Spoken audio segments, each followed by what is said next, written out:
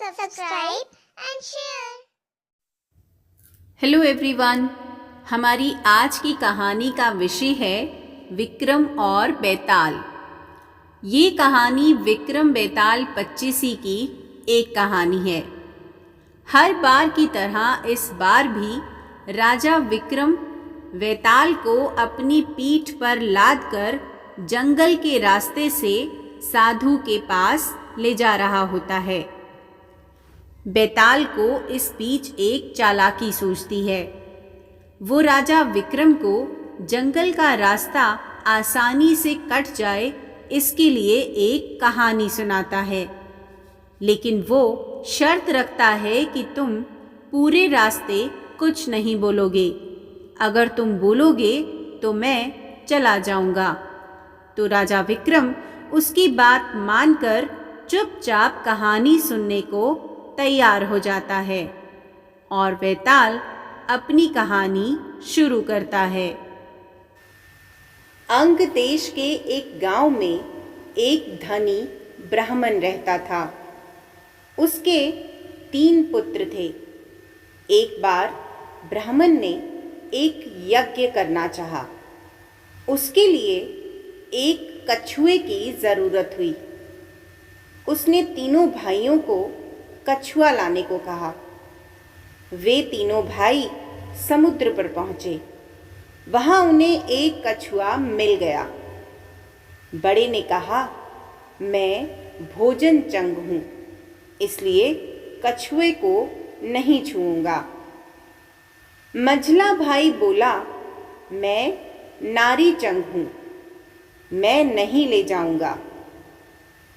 उसके बाद सबसे छोटा बोला, मैं शया चंग हूं, सो मैं भी नहीं ले जाऊंगा। वे तीनों इस बहस में पड़ गए कि उनमें कौन बढ़कर है। जब वे आपस में इसका फैसला न कर सके तो राजा के पास पहुंचे। राजा ने कहा, आप लोग थोड़ा रुके, मैं तीनों की अलग अलग जांच करूंगा। इसके बाद राजा ने बढ़िया सा भोजन तैयार करवाया और तीनों खाने बैठे। सबसे बड़े ने कहा, मैं खाना नहीं खाऊंगा, इसमें मुर्दे की गंध आती है। वह उठकर चला गया। राजा ने पता लगाया तो मालूम हुआ कि वह भोजन शमशान के पास के खेत का बना था।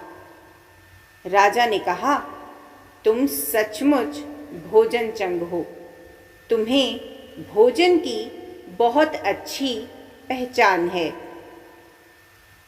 रात के समय राजा ने एक सुंदर स्त्री को मझले भाई के पास भेजा। ज्यों ही वह वहां पहुंची कि मझले भाई ने कहा, इसे हटाओ यहाँ से, इसके शरीर से बकरी के दूध की गंध आती है। राजा ने यह सुनकर पता लगाया तो मालूम हुआ कि वह स्त्री बचपन में बकरी के दूध पर पली थी। राजा बहुत खुश हुआ और बोला, तुम सचमुच नारी चंग हो। इसके बाद उसने तीसरे भाई को सोने के लिए 7 गद्दों का पलंग दिया। जैसे ही वह उस पर लेटा कि एकदम चीख कर उठ बैठा।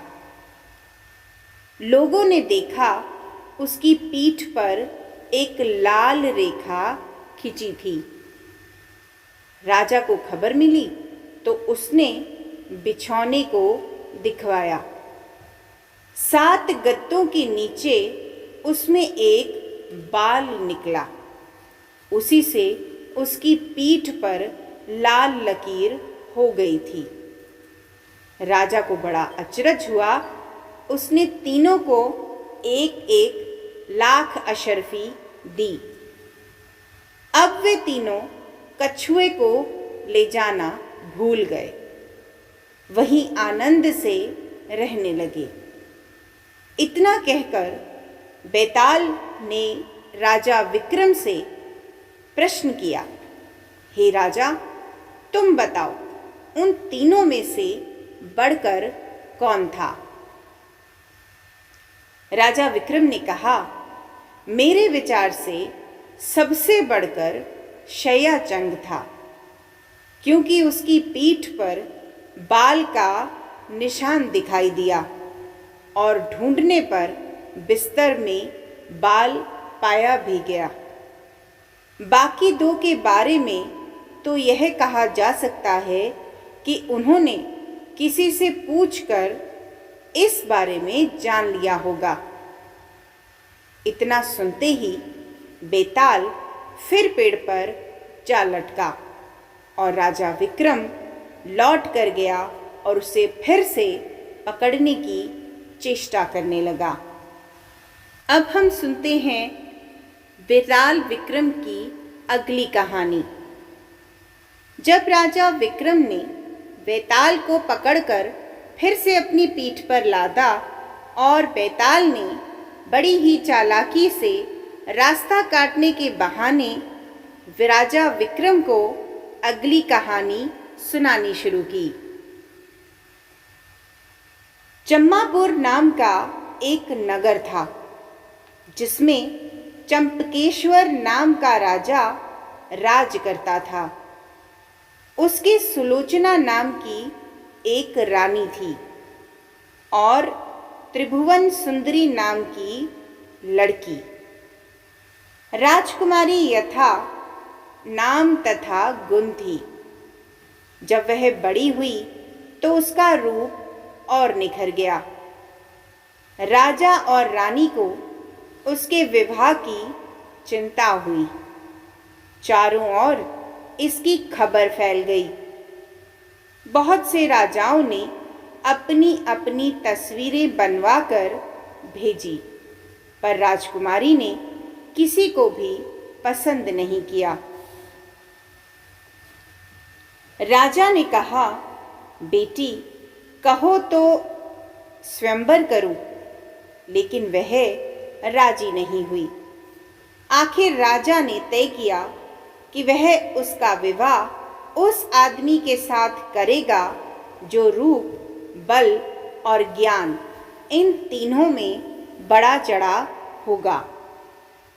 एक दिन राजा के पास चारों देशों के 4 वर आए। एक ने कहा, मैं एक कपड़ा बनाकर 5 लाख में बेचता हूँ। 1 लाख देवता को चढ़ाता हूँ, 1 लाख अपने अंग लगाता हूँ, 1 लाख स्त्री के लिए रखता हूँ और 1 लाख से अपने खाने पीने का खर्च चलाता हूँ। इस विद्या को और कोई नहीं जानता। दूसरा बोला, मैं जल थल के पशुओं की भाषा जानता हूँ। तीसरे ने कहा, मैं इतना शास्त्र पढ़ा हूँ कि मेरा कोई भी मुकाबला नहीं कर सकता। चौथे ने कहा, मैं शब्द वेदी तीर जलाना जानता हूँ। चारों की बातें सुनकर राजा सोच में पड़ गया। वे सुंदरता में भी एक से बढ़कर थे। उसने राजकुमारी को बुलाकर उनके गुण और रूप का वर्णन किया, पर वह राजकुमारी चुप रही। इतना कहकर बेताल बोला, राजन, तुम बताओ कि राजकुमारी किसको मिलनी चाहिए? राजा विक्रम बोला, जो कपड़ा बनाकर बेचता है वह शूद्र है। जो पशुओं की भाषा जानता है वह ज्ञानी है। जो शास्त्र पढ़ा है वह ब्राह्मण है। पर जो शब्द वेदी तीर चलाना जानता है वह राजकुमारी का सजातीय है और उसके योग्य है। राजकुमारी उसी को मिलनी चाहिए। राजा के इतना कहते ही बेताल गायब हो गया। राजा बेचारा वापस लौटा और फिर से उसे लेकर चला तो उसने फिर 10वीं कहानी सुनाई। बेताल ने अपनी कहानी शुरू की। मदनपुर नगर में वीरवर नाम का राजा राज करता था। उसके राज्य में एक वैश्य था जिसका नाम हिरण्यदत्त था। उसके मदन सेना नाम की एक कन्या थी। एक दिन मदन सेना अपनी सखियों के साथ बाग में गई। वहां संयोग से सोमदत्त नामक सेठ का लड़का धर्मदत्त अपने मित्र के साथ आया हुआ था। वह मदन सेना को देखते ही उससे प्रेम करने लगा।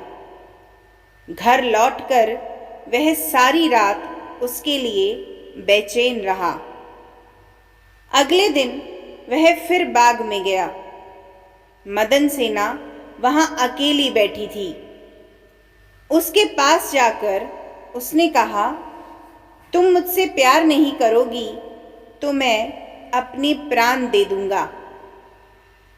मदन सेना ने जवाब दिया, आज से 5वें दिन मेरी शादी होने वाली है, मैं तुम्हारी नहीं हो सकती। लेकिन वह बोला, मैं तुम्हारे बिना जीवित नहीं रह सकता।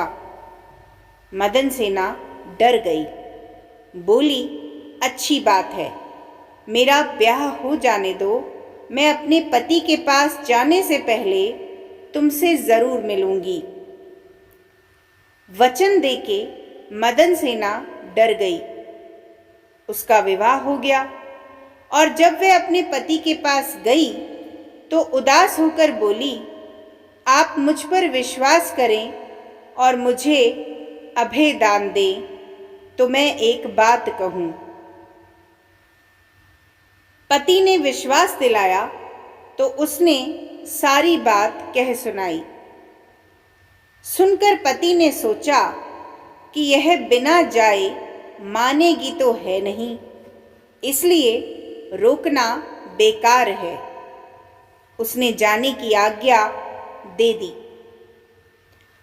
मदन सेना अच्छे अच्छे कपड़े और गहने पहनकर चली गई। रास्ते में उसे एक चोर मिला। उसने उसका आंचल पकड़ लिया। मदन सेना ने कहा, तुम मुझे छोड़ दो, मेरे गहने लेना चाहते हो तो ले लो। चोर बोला, मैं तो तुम्हें चाहता हूं। मदन सेना ने उसे सारा हाल कहा। पहले मैं वहां हो आऊं तब तुम्हारे पास आऊंगी। चोर ने उसे छोड़ दिया। मदन सेना धर्मदत्त के पास पहुंची। उसे देखकर वह बड़ा खुश हुआ और उसने पूछा, तुम अपने पति से बचकर कैसे आई हो? मदन सेना ने सारी बात सच सच कह दी। धर्मदत्त पर उसका बड़ा गहरा असर हुआ। उसने उसे छोड़ दिया। फिर वह चोर के पास आई। चोर भी सब कुछ जानकर बड़ा प्रभावित हुआ और वह उसे घर पर छोड़ गया। इस प्रकार मदन सेना सबसे बचकर अपने पति के पास वापस आ गई। पति ने सारा हाल कह सुना तो वह बहुत प्रसन्न हुआ और उसके साथ आनंद से रहने लगा। इतना कहकर बेताल बोला, हे राजा विक्रम, तुम तो बड़े ज्ञानी हो। बताओ, पति, धर्मदत्त और चोर, इनमें कौन सबसे ज्यादा अधिक त्यागी है? राजा ने कहा, चोर। मदन सेना का पति तो उसे दूसरे आदमी पर रुझान होने से त्याग देता है। धर्मदत्त उसे इसलिए छोड़ता है कि उसका मन बदल गया था। फिर उसे यह डर भी रहा होगा कि कहीं उसका पति उसे राजा से कहकर दंड ना दिलवा दे। लेकिन चोर का किसी को पता नहीं था। फिर भी उसने उसे छोड़ दिया, इसलिए वह उन दोनों से अधिक त्यागी था। राजा का यह जवाब सुनकर बेताल फिर पेड़ पर जा लटका और राजा जब उसे लेकर चला तो उसने यह कथा फिर से सुनाई। एक बार फिर राजा विक्रम ने बेताल को पकड़ लिया और अपने कंधे पर लाद कर जब वह फिर से घने जंगलों में निकलने लगा तो राजा विक्रम को बेताल ने अगली कहानी सुनाई। गौड़ देश में वर्धमान नाम का एक नगर था, जिसमें गुणशेखर नाम का राजा राज करता था। उसके अभय चंद्र नाम का दीवान था। उस दीवान के समझाने से राजा ने अपने राज्य में शिव और विष्णु की पूजा, गोदान, भूदान, पिंडदान आदि सब बंद कर दिए। नगर में डोंडी पिटवा दी कि जो कोई ये काम करेगा उसका सब कुछ छीनकर उसे नगर से निकाल दिया जाएगा। एक दिन दीवान ने कहा, महाराज, अगर कोई किसी को दुख पहुंचाता है और उसके प्राण लेता है तो पाप से उसका जन्म मरण नहीं छूटता। वह बार बार जन्म लेता और मरता है। इससे मनुष्य का जन्म पाकर धर्म बढ़ाना चाहिए। आदमी को हाथी से लेकर चींटी तक सबकी रक्षा करनी चाहिए। जो लोग दूसरों के दुख को नहीं समझते और उन्हें सताते हैं, उनकी इस पृथ्वी पर उम्र घटती जाती है और वे लूले, लंगड़े, काने, बौने होकर जन्म लेते हैं। राजा ने कहा, ठीक है। अब दीवान जैसे कहता राजा वैसे ही करता। दैव योग से एक दिन राजा मर गया। उसकी जगह उसका बेटा धर्मराज गद्दी पर बैठा। एक दिन उसने किसी बात पर नाराज होकर दीवान को नगर से बाहर निकलवा दिया। कुछ दिन के बाद एक बार वसंत ऋतु में वह इंदुलेखा, तारावली और मृंगानवती इन तीनों रानियों को लेकर बाग में गया। वहां जब उसने इंदुलेखा के बाल पकड़े तो उसके कान में लगा हुआ कमल उसकी जांघ पर गिर गया। कमल के गिरते ही उसकी जांघ में घाव हो गया और वह बेहोश हो गई। बहुत इलाज हुआ तब वह ठीक हुई। इसके बाद एक दिन की बात है कि तारावली ऊपर खुले में सो रही थी। चांद निकला। जैसे ही उसकी चांदनी तारावली के शरीर पर पड़ी, फफोले हो गए।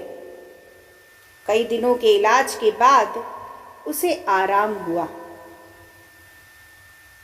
इसके कुछ दिन के बाद एक दिन किसी के घर में मूसलों से धान कुटने की आवाज आई। सुनते ही मृगानकवती के हाथों में छाले पड़ गए। इलाज हुआ तब जाकर ठीक हुई। इतनी कहानी सुनाकर बेताल ने पूछा राजा विक्रम से, महाराज बताइए, इन तीनों में सबसे ज्यादा कोमल कौन थी? राजा ने कहा, मृगानकवती, क्योंकि पहली दो के घाव और छाले कमल और चांदनी के छूने से हुए थे। तीसरी रानी ने मूसल को छुआ भी नहीं और छाले पड़ गए, वही सबसे अधिक सुकुमार हुई। राजा के इतना कहते ही बेताल 9-2-11 हो गया। राजा बेचारा फिर मसान में गया और जब वह उसे लेकर चला तो राजा विक्रम को बेताल ने एक और कहानी सुनाई। हमें उम्मीद है कि हमारे चैनल द्वारा दी गई इन्फॉर्मेशन आपके लिए यूज़फुल होगी। ऐसी ही और यूज़फुल वीडियोस के लिए आप हमारे इस चैनल को सब्सक्राइब एंड लाइक ज़रूर करें और अपने फ्रेंड्स के साथ शेयर भी ज़रूर करें। Thank you.